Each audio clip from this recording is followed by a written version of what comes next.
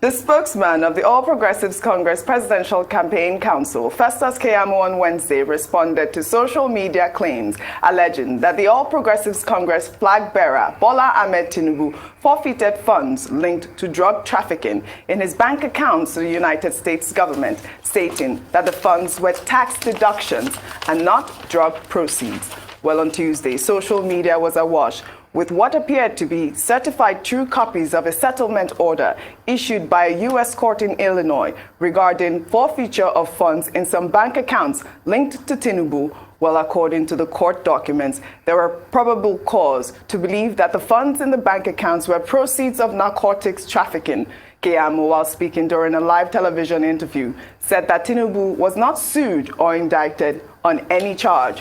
The spokesman of the APC presidential campaign, Bayo Ononuga, has also weighed in on the allegations. He described the documents in circulation as a campaign of calumny, adding that muckrakers are back in business. Well, let's take some tweets. Well, this is from Ayomide, who wrote, Tinubu was an employee treasurer who earned $2,400 monthly, but he had 10 accounts in 3 banks with over $2 million in them. How did he make the money? That's the question that they have not always answered. Well, journalist David Hundeyin wrote, he actually called Festus Keyamo a despicable liar for defending the documents and challenged him to a discussion, stating, in quote, "You cannot lie like this in 2022.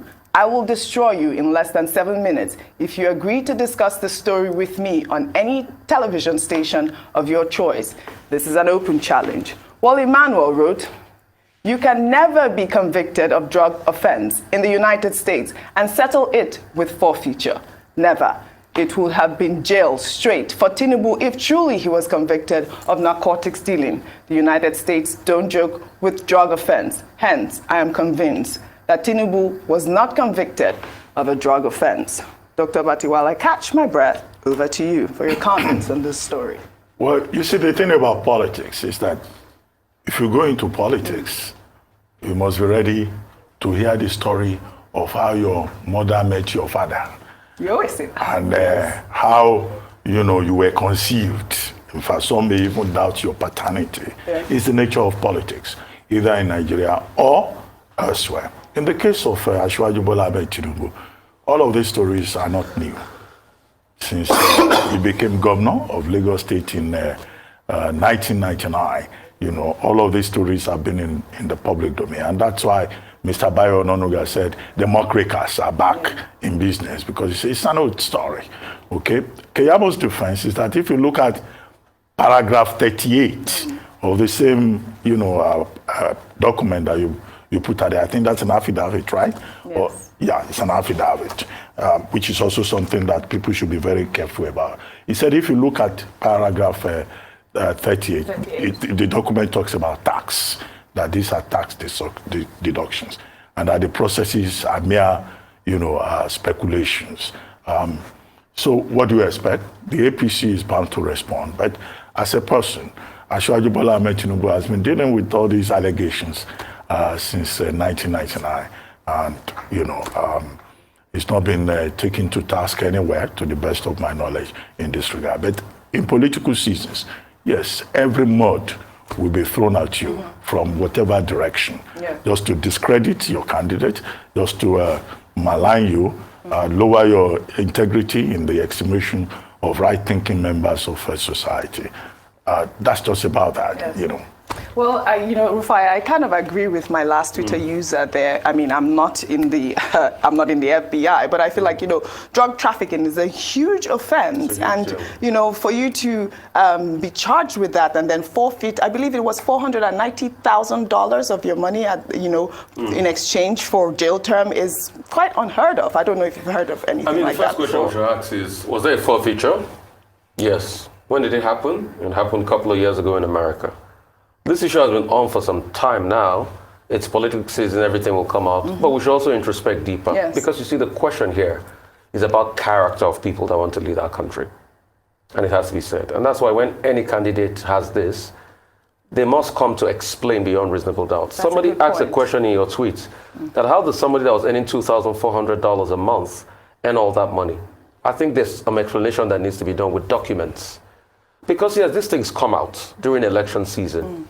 But people come out with documents to explain. That's why I want the APC, apart from the explanation of, Mr. Keyamo that I felt was quite condescending on the journalist, saying, I want to school you, pick a pen and paper. I think that's wrong. I think people should not do that. It's a critical matter on ground. And when people ask questions, you supply them with answers as much as you can. So apart from that, I think they should also get more people to come explain all of this. Because it's constantly about a character question. And people have asked, even what's the name of the candidate? Who is this candidate? What school did he attend? And the likes. Because all of these issues also came up when he was governor. And you remember how the National Assembly had to settle that this same Festus Keyamo, it was Festus Keyamo v. House of Assembly in Lagos. He was the one that took then the National Assembly, the House of Assembly and Bola Tinubu to court then about another case, the veracity of the university he went to. He was the one. So he's been on the opposing side. Now he's been on this side now, because of politics and interest change. But we should interrogate further, and I think a lot more explanation needs to be made. Yeah, if he says he's not been indicted, let's come up with more explanation. Let's come up with more documents. Let's be able to look at this, and let's also follow the money trail. How can somebody that was earning a certain amount all of a sudden had 10 different accounts that had a lot of money? What was the association with other people mentioned in that case that may be related to this?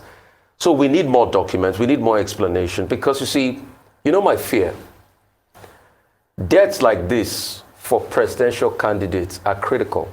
You know why? We've had scenarios where other countries in the world, that when they have debts like this on your presidential candidate, they use to hold your country to hostage. Yeah. And we should be careful. You remember how America treated, Nicaragua with Noriega. So we need to investigate, and this should be proven beyond reasonable doubt. So a lot more explanation needs to be done, and we need to see documents as regards it to explain all of this for us. Well, all right, Rufai. We'll take another story. Following